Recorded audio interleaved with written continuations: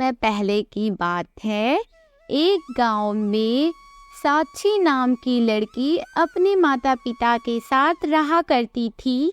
अच्छी देखने में बेहद गंदी लगती थी और उसके चेहरे पे दाग धब्बे भी थे, लेकिन वो दिल की बहुत अच्छी थी। वो जानवरों से बहुत प्यार करती थी, सब लोगों की मदद भी किया करती थी। लेकिन शायद किस्मत को ये मंजूर नहीं था। उसे पता था कि उसके घर पर परेशानी का पहाड़ टूटने वाला है। अचानक से साक्षी की माँ की बहुत तबीयत खराब हो जाती है और उनका अंतिम सांस चल रहा होता है। थोड़े ही देर में उसकी माँ का निधन हो जाता है। फिर साक्षी फूट फूट कर बहुत रोती है और अपनी माँ को याद करती है कि उसकी माँ उसे बहुत प्यार करती थी। 6 महीनों में साक्षी के पिता राधा नाम की औरत से शादी कर लेते हैं। ताकि अपनी एक और बेटी थी जो देखने में बहुत ही सुंदर थी। ताकि अपनी बेटी इतनी ज्यादा सुंदर थी कि साक्षी उसके सामने बेहद गंदी और बदसूरत लग रही थी। शुरुआत में तो राधा सबके साथ बहुत अच्छा सा व्यवहार करती थी और साक्षी को भी प्यार करती थी। उसके बाद धीरे धीरे वो चेंज होती गई। कुछ दिनों बाद राधा भी अपना रंग दिखाना शुरू कर दी। जैसे ही उसके पिता ऑफिस जाते, वो साक्षी पर करना शुरू कर देती और पूरा घर का काम करवाती। अपने बेटी से कुछ भी नहीं कहती करने को। राधा की बेटी कहती है, मैं कितनी सुंदर हूँ, एकदम दूध की जैसी सुंदर। और कहाँ वो साक्षी काली कलूटी। दिन हो गया, उस काली कलूटी साक्षी को मैंने परेशान नहीं किया। उसे कोई भी काम दो, खाना बनाना, सब कुछ काम कर लेती है, हर एक काम में एक्सपर्ट है। तो कुछ ऐसा करना होगा कि मैं माँ से उसकी खूब ढेर सारी पिटाई करवाऊं।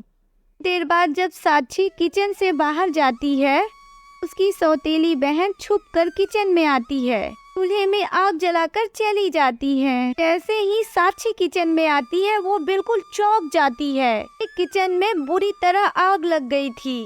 जल्दी जल्दी उस आग को बुझाने की कोशिश करती है। इतनी देर में साक्षी की सौतेली माँ आ जाती है वहाँ। भगवान, क्या कर दिया तूने काली कलूटी, पूरे किचन में आग लगा दिया। अपनी शक्ल देखी है काली कलूटी, कलमुही कहेंगी। आप है कि मेरे पास इसे छोड़कर चला जाता है, इस मनहूस को, काली कलूटी को।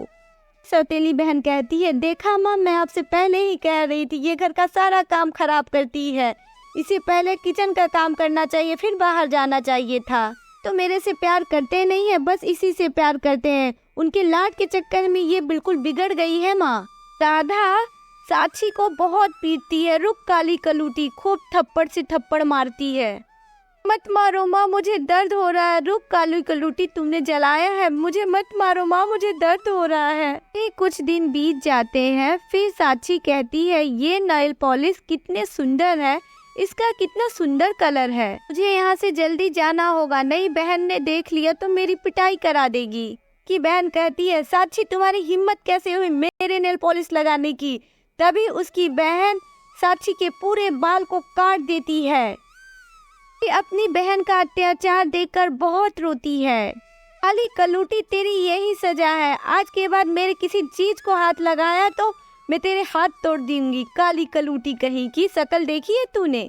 रोते हुए बाहर भाग जाती है। बाहर बहुत तेज बारिश हो रही थी। इसकी वजह से बहुत तेज सुनामी आ जाती है, जिसमें सबके घर डूब जाते हैं। दोनों माँ बेटी भी डूब जाती हैं। उनके पापों की सजा मिल जाती है। अच्छी बहुत उदास थी कि तभी देखती है कि आसमान से नेल पॉलिश गिर रहे हैं। अरे ये क्या है, आसमान से नेल पॉलिश इतने सारे, कैसी नेल पॉलिश है ये? तो जरूर कोई चमत्कार या जादू है।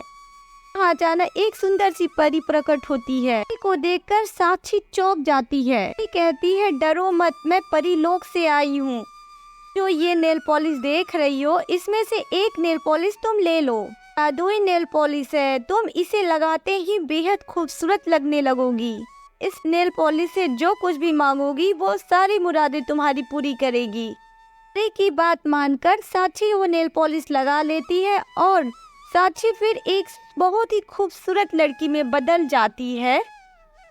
परी को धन्यवाद करती है और थोड़ी ही देर में परी सब अपना नेल पॉलिश लेकर वहाँ से चली जाती है। अच्छी अब अपना एक बड़ा सा घर और गाड़ी लेती है और अपने पिता के साथ हंसी खुशी रहने लगती है। तो दोस्तों, अच्छी लगी हो तो चैनल को सब्सक्राइब करें, लाइक करें, शेयर करें। Thanks for watching.